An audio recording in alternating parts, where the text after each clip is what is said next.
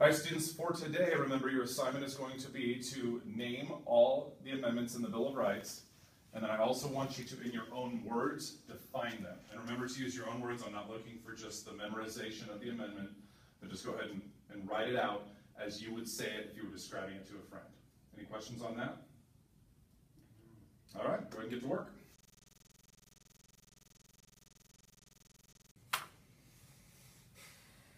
Are you all finished over here? I am.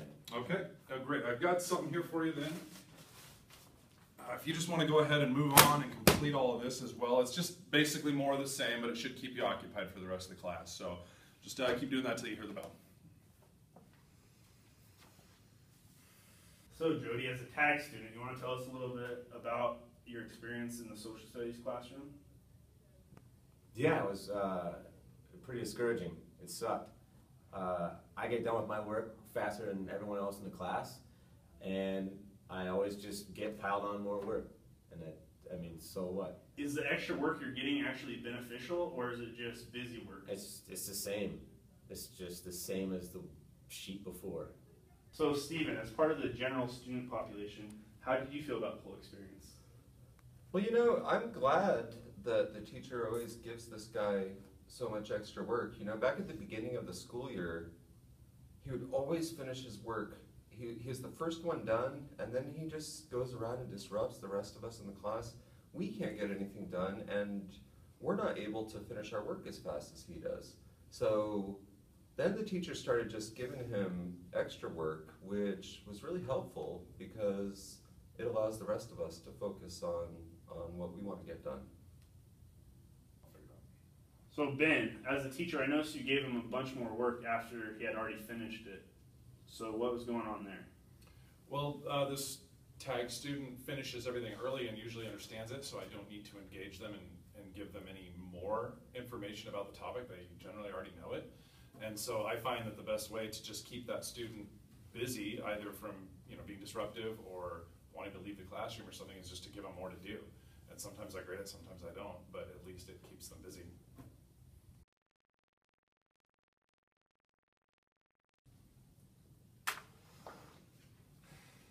You all finished with the assignment? I am. Perfect. Let me see.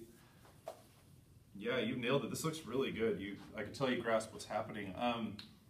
If you think you're up to the challenge, and I think you are based on what you're doing here, you've got a really good grasp of this. Why don't you see if you can find something on the computer that's happening politically in the country right now, and something that just really interests you. I'm sure there's a lot going on out there that you've heard about. Find a way to write the amendments and how they relate to that now, because they're in some old language, right? Well, how are we interpreting them now in the Supreme Court that relates to these issues? And what are your thoughts on that? Just kind of write it out as a narrative, and just share with me some of the things you're thinking. Does it have to be one topic, or can I pick several? You can pick several. This is kind of up to you. I want you to have a little fun with it and just kind of see what interests you and talk about it with just the relation back to the Bill of Rights, and just kind of bring it into the modern age, if you will. And feel free to just kind of explore it in the depth that you want. Mm-hmm. Does that sound interesting? It does. Cool. Yeah, I know you're going to knock us out of the park, so that'd be great. Just show up to me when you're done. Thank you. Yeah. So after taking a class at EOU on talented and gifted students, what tools did you use to think about higher level learning? Well, one of the things that we discussed in class was the common misconception of talented and gifted students is you just need to keep them busy, and that's what we did. Was we gave them just more work to do, additional problems in the chapter. Well, if they weren't challenged by the first part of the work, they're probably not going to be challenged by the second.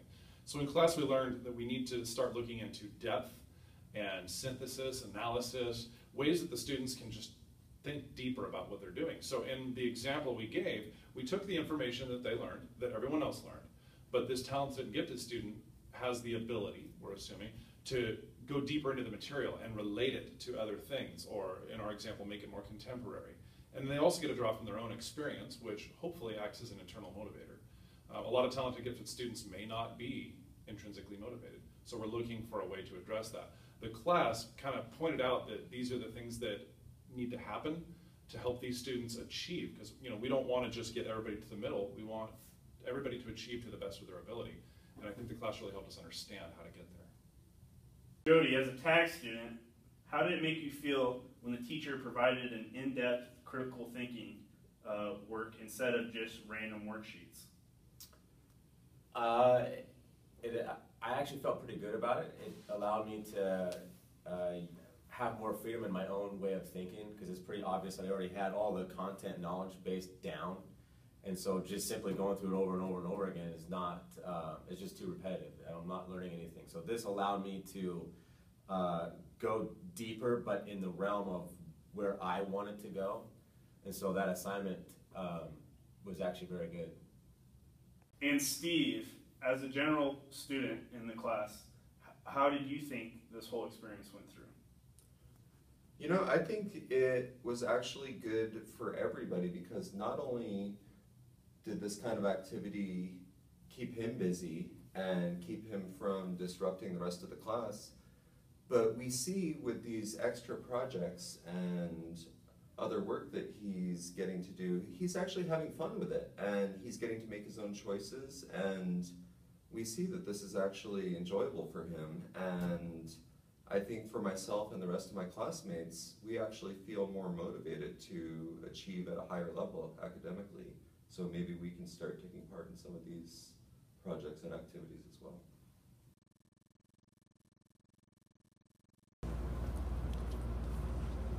Jody, what are you doing? I don't want to do this. Why? I just don't. I don't like it.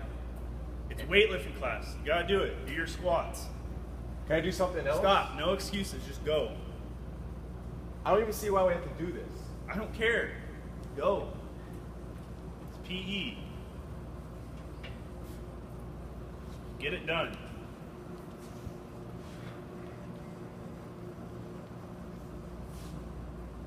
Go.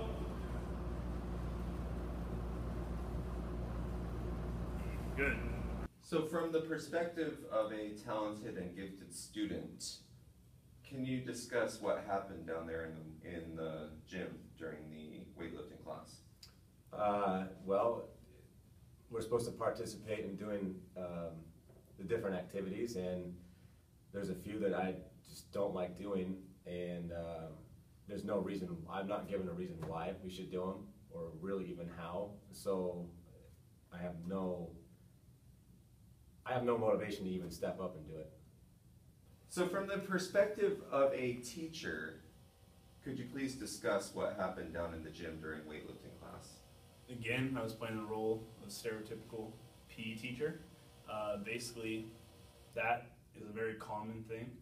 Teacher goes up, writes up the workout on the board, just tells the students to do it, not to give it any thought, don't think about it, just do what you're told.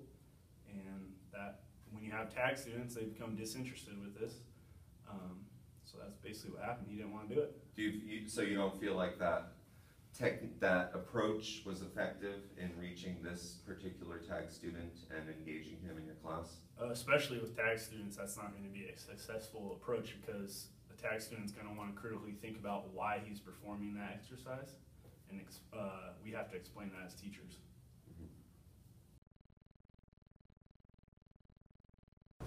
Hey Jody, what are you doing? I'm just standing here. I Why don't are you want to do lifting? this. You don't want to do it? No. I know you really are into math and stuff. Why don't I teach you about the angles and the proper mechanical leverages you can make while you're squatting? Maybe that'll spark your interest a little bit. Angles? Where? Oh, there's tons of angles when you're lifting. Let me show you. Okay. All right, Jody, let's use what I taught you. All angles. All angles and leverage points. Perfect knee angle. Awesome. And you see how that angle in your knee created a perfect leverage point for your squat? Mm-hmm. Awesome. I did see that. So could you discuss this other approach to trying to engage and motivate a talented and gifted student during a physical education class? Right. So the teacher approached me with a more scientific method to me, with more of a biomechanics aspect or viewpoint. And so he was teaching me things about force and leverage in order to get myself in the proper positioning to have more power. And those are the kind of things that make it more worthwhile, that I at least know what I'm doing and why there's a method to the madness, I guess you would say. From a teacher's perspective, can you give us some insight as to how this might have helped? Yeah, well, I feel any teacher can just write a workout and tell them to just go do it. But when we're actually breaking down the biomechanics, which there are a lot of biomechanics involved in any exercise, it gives the tag students some interest in it. They can understand why they need to do certain things and why the technique works, and it's a good way to get them involved.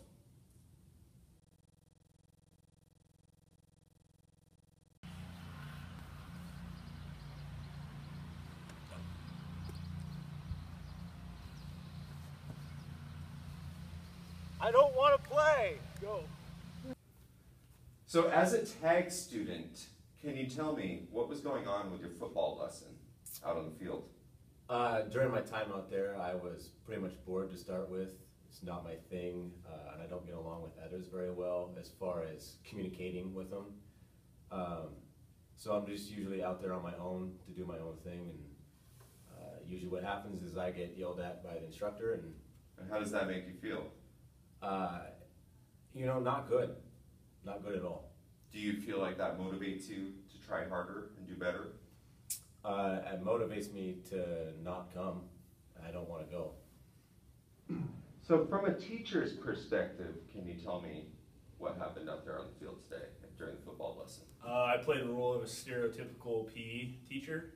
When a student isn't participating, I told them to participate. And when he told me he wasn't interested, I told him I didn't care, that he had to do it because it's PE. And then he chose to throw the football, and I sent him to the principal. So do you feel like this is an adequate way to motivate your tag students to participate in PE? Not at all. We should be encouraging deeper thought process, and if they're not interested, we should make it interesting.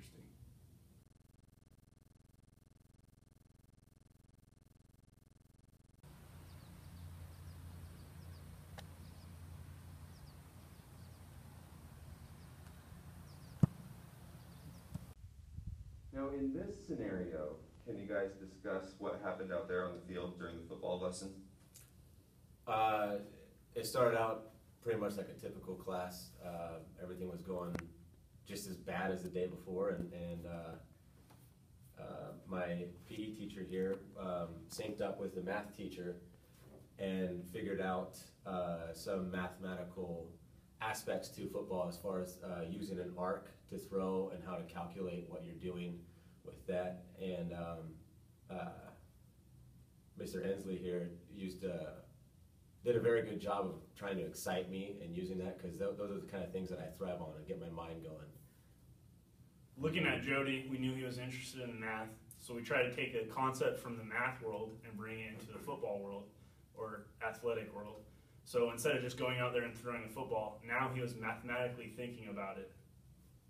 And while the tag students from our class, we learned they are engaged in a lot of different things in their mind, we found the connection pathway to get this tag student connected to football. So he found an interest point, and then we made that part of his motivation, because now he takes his sport and says, how can I do this in a different way? How can I achieve more through mathematics?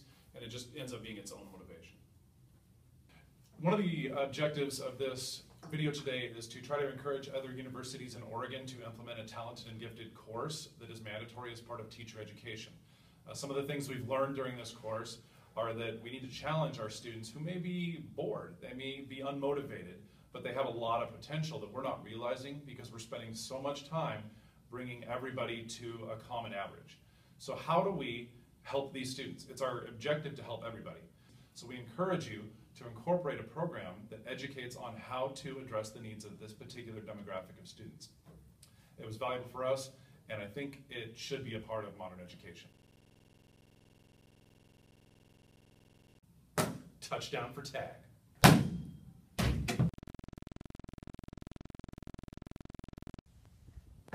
Touchdown for tag.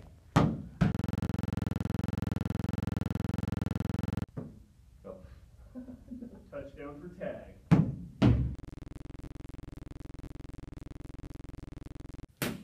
Touchdown for tag.